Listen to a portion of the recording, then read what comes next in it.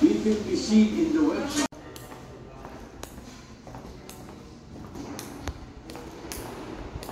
Hello everyone! Welcome back to another video. Naku, parang magtagal ko hindi nakapag-upload ano. Anyway, this is just a casual video na gusto kong gawin. Nothing to parang content or information. Update. Eto kagagaling ko lang sa Marikina Medical Doctors. Nagpa-laboratory ako. The usual lab works. CBC, creatinine, platelet, SGOT ba yun? Tapos yung calcium kineso. Tapos, since meron akong request for 2D echo, nagpa 2D echo rin ako doon. Actually, first time ko doon kasi normally sa iba ako nagpapagawa ng laboratory, pero since kailangan ko na 2D echo, doon ako nakahanap. And shout out sa Marikina Medical Doctors. Ang ganda ng ano nila, ang ganda ng system nila, mabilis yung process. Yun, maaga ako kasi kailangan yung 2D echo maaga. Tapos well, sa mga viewers ko na hindi pa nakakaalam, for the month of August, September, October, and November, tayo po ay merong Watch for a Cause. Ano yun? Kumbaga, part of my YouTube salary ay ibibigay natin sa dalawang school. Ito yung Bitik Elementary School sa May Tanay, Rizal, and then ang Apple Learning Center sa May Angono, Rizal din. Tapos sa December natin ibibigay sa kanila kung ano man yung maibabahagi natin sa kanila, gift, or kung ano man yung kailangan ng school. Makikipag-coordinate pa ako sa school kung ano yung mga mas magandang ibigay para sa mga bata, so that sa December mapasaya natin sila. So ano ba yung gagawin nyo? Simple lang po, manood lang kayo ng mga videos ko dito sa YouTube. As much as possible, syempre wag natin skip yung ad para naman, alam mo yun, mas malaki ang maging ma-generate natin para sa kanila. And then yun, kung ano ba yung mga mapapanood nyo dito sa YouTube channel ko, well, way back 2019, 2020, ganyan, meron ako mga videos where I shared some recipes.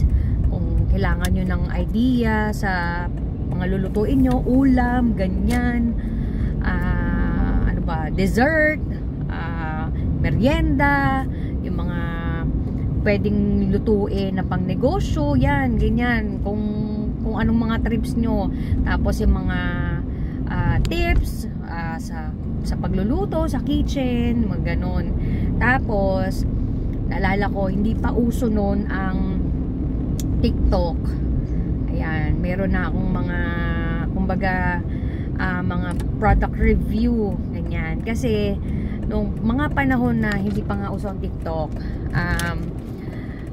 I'm happy to say naman na medyo may mga brands na nakapansin na sa atin. And yun, mga nagpapadala ng kanilang mga PR package, nagpapadala ng kanilang mga products for me to try. Ano yung mga nai-recommend kong products doon, at kung ano yung mga na bigay kong information about the product, what worked for me, what not, makikita nyo yun doon. So I hope na kahit nasaan man kayong panig ng mundo, masuportahan nyo itong ating Watch for a Cause. Kaya naman ngayon, naisipan ko na gawin lang casual tong video na to, parang drive with me. Sana yung iba pang videos, kung makita nyo na pwede nyong ma-share sa inyong family or friends, lalo na yung mga videos ko about my cancer journey, pwede nyong i-share doon sa mga kakilala nyo na nangangailangan ng information or ng encouragement, para naman, alam mo yun, may mapanood sila na someone who's also undergoing the same thing and someone who understands what they are going through, and hopefully we can share some inspiration sa kanila and some encouragement gaya nga na sinabi ko, para ituloy lang nila ang journey nila at nang may lakas ng loob, at ayun, kung ano man yung mga pwede nilang gawin para mapalakas ang kanilang katawan. So today, after this, wala naman, stay lang ako sa bahay kasi wala naman, naka-leave ako today dahil nga the usual, kapag ka meron akong ganitong laboratory, inilalaan ko sa araw na to sa pag-complete ng mga requirement, kasi sa susunod na mga araw meron na naman akong check up sa oncologist, and then after that, hopefully pag nakita niya yung result, okay naman, pasado, para makapag-undergo ng treatment. Also pala, nung Monday, nakalimutan ko sabihin, nag-PET scan na ako. So, this is my second PET scan for the year, kasi ang last PET scan ko ay nung April. Doon nga nalaman, diba, na nag-reoccur ang cancer at nag-progress ito to stage 4. So, right now, ang goal nung PET scan na yon is to check kung umu-okay ba at nagre-respond ba ang katawan ko dun sa mga treatment na ginagawa ko since April. So, ayun, hindi ko pa nakukuha yung result kasi wala pang email sa akin. Usually kasi yon mga 4 to 5 days. So hopefully today din sana maka-receive na ako ng email na available na para ma-check ko rin. And that's also the same thing na dadalhin ko sa next check-up ko para makita nga ng doktor kung kamusta na. As well as yung yung 2D echo. Ayan.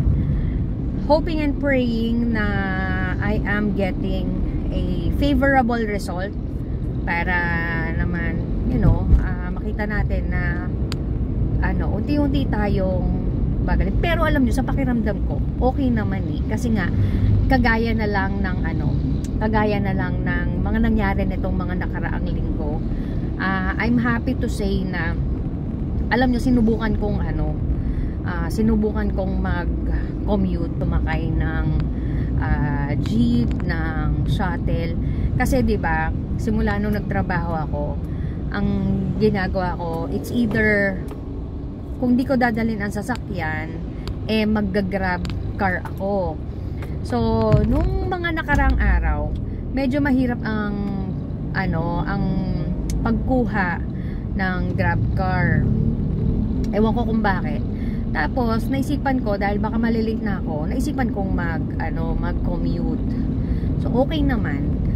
I'm happy na nakapag-commute ako. Kaya ako masaya kasi, ibig sabihin, yung katawan ko, nakakayanan na niya ang mag-commute. So, ibig sabihin, nakakalakad na ako ng normal. Although, meron pa rin masakit na konti sa katawan ko, sobrang nag-improve na yon. Kumbaga, hindi ko na siya ganun iniinda para mag-hesitate akong mag-commute. So, ibig sabihin, ang pagko-commute sa akin, it's a good thing dahil nga, kaya na ng katawan ko. So, nakakasakay na ako ng jeep, and yung gamit ko sa office, although medyo may kabigatan siya, hindi na ako gumagamit nung stroller bag. Kasi nga, pagka nagko-commute, parang mas mahirap dalhin yung stroller bag. Kapag kami dalang sasakyan, oo, madali yung stroller bag kasi syempre sasakay mo lang sa sasakyan. Pero kapag nagko-commute ka, yung sakay ka ng mga iba't ibang sakayan, jeep, shuttle, tapos aakyat ka pa ng overpass, medyo mahirap yun. Kaya backpack yung dinadala ko, okay naman. Wala naman. Ito na lang. Sabi ko nga sa inyo, gagawin ko lang casual ito talagang vlog na to para lang at least may mapandagdag sa sa aming video. Kasi nung pag-check ko, yung last upload ko pala is ano pa, more than 1 month na, mga 38 days na. Tama ba? Oo, 38 days. So parang napakatagal na nun. And I want something naman na mapapanood ng mga viewers. Kasi nga, meron tayong Watch for Akos. So please, please, please, support nyo po yung Watch for Akos natin. Tumasip pa yung laway ko, sorry. Support nyo po yung Watch for Akos natin, ha? Doon sa mga estudyante ng Bitik Elementary School sa Tanay, Rizal, at ng Apple Learning Center sa May Angono, Rizal. Yan. Mula August, tong buwan na to, September, October, November, 4 months yan. 4 months, ano natin, yung part ng aking YouTube salary, mabibigay natin. Okay? I just want to, you know, share. Hindi po kami sobra-sobra sa pera. Okay? May mga pangangailangan din po kami. But, I just want to make sure na ibabahagi natin yung blessing natin. Kasi, sobra din naman akong blines. Sobra din kaming blines ng Panginoon. Kaya, gusto ko rin naman sa ganitong paraan, hindi to malaki, hindi to yung bonggang-bonggang mga donation or what. Gusto ko sa ganitong paraan din naman, maibahagi natin ng blessing natin, lalong-lalo na sa December. Diba masaya yon, yung mga pa-Christmas party ng mga bagets, ganyan. Pasaya natin sila, tsaka yung mga pamilya nila. Malaking tulong na sa kanila, malaking bagay na sa kanila yon, I'm sure, na-appreciate nila yon. So yun lamang naman po, at yun, maraming salamat for watching, and I'll see you on my next one. At kung hindi pa kayo subscribe na kayo, ano, like, share, and subscribe this video. Do not skip the ad, and watch nyo po, and support nyo po ang Watch for Akos. Bye!